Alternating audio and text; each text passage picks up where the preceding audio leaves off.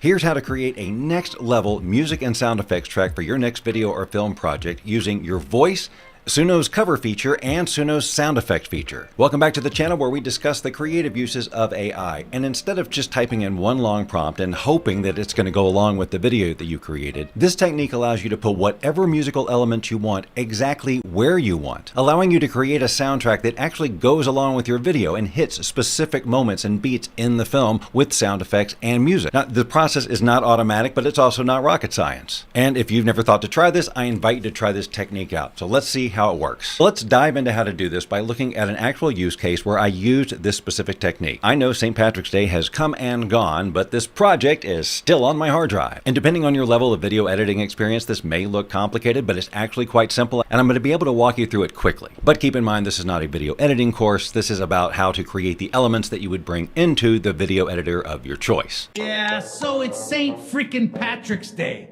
And yeah, I know that clover only had 3 leaves. And you know, that probably won't be the worst part of my day. I mean, all day long, I've got to be watching out for people trying to steal me pot of gold.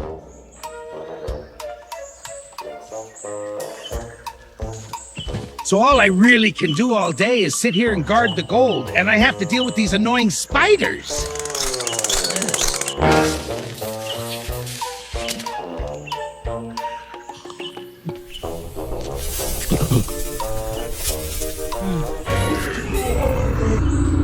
Oh, fart sticks! Here we go again!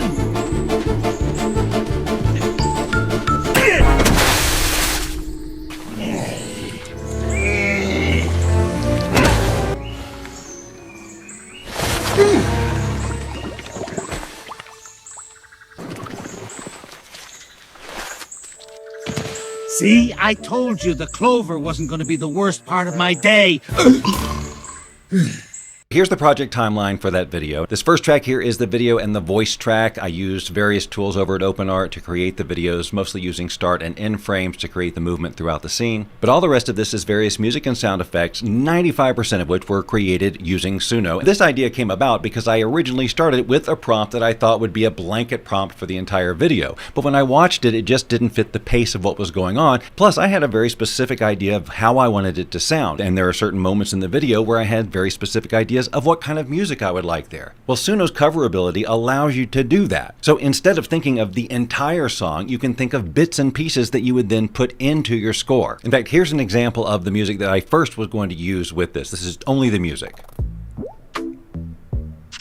So I wanted it to be quirky and all of that, and it nailed that. But there's so many little action pieces that happen within the scene that there's no accentuation of it unless it's just got lucky. I actually had in my head an idea of some music that I thought would go along with this. So I realized this was a perfect opportunity to use Suno's cover feature, even if I'm only going to use a few seconds of the music that I end up generating. So I started by just jumping onto Suno and using their ability to record audio straight to the web page to create a cover, and this is what I recorded. Bum bum bum bum bum bum bum do do do do do do bum bum bum bum.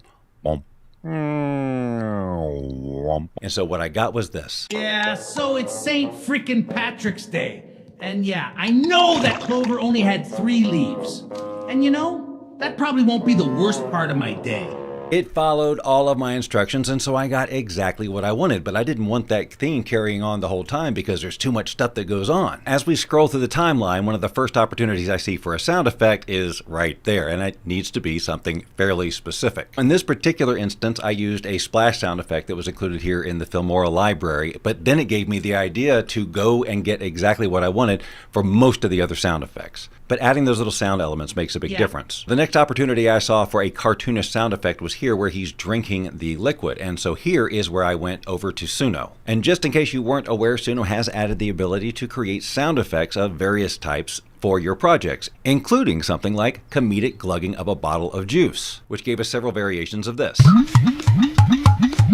In this and many of the music cases, I didn't use the entire sample that was generated just because it was generated. I didn't like the very beginning of that sound effect, so I just used exactly what I needed to fill the space where he drank.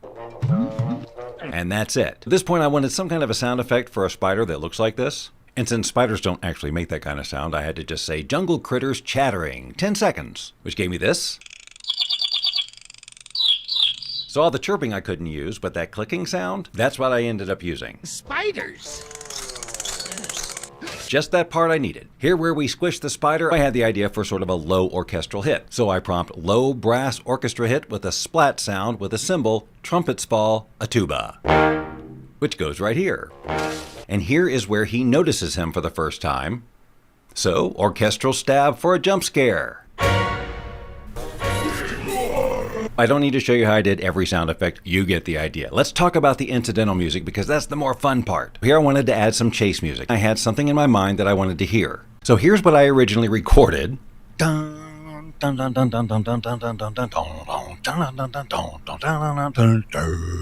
I only gave it 6 seconds, but it came back with this. And you'll notice at the beginning it nailed what I gave it, but I actually used something it created a little later, but you'll hear them both.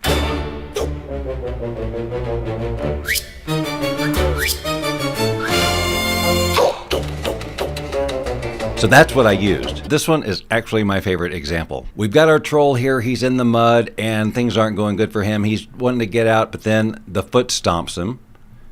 And then there's a pause and then he's pushed in. And I heard something very specific for this whole movement when he gets pushed down the first time, then what follows. So here was my original recording.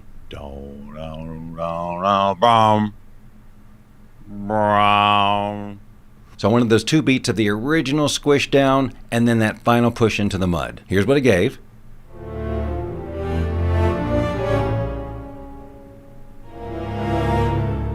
So it even gave me that space, which I did end up adjusting a little bit on the timeline, gave it even more space to line up perfectly with the video. Then when we find out at the end that he's ultimately okay, I wanted something that was happy and upbeat and kind of had an Irish or St. Patrick's Day feel. So I recorded this.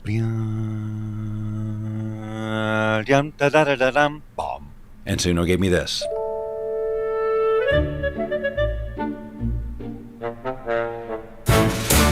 So it stretched it out a little bit, but it ended up working perfectly for me just like this. See, I told you the clover wasn't going to be the worst part of my day. So if you're a person with a lot of music in your head and a lot of musical ideas and you've played with the cover feature before, or even if you haven't, using it in this way to create individual snippets that go along with specific parts of action in your video is a way to bring your soundtrack up to a next level so it's not just some long score that may or may not be going along with the music and is being produced more like you would actually see in a film or a television show. If these are the types of tricks and hacks you like to learn about, well, why not subscribe to this channel? Because these are the things we talk about all the time.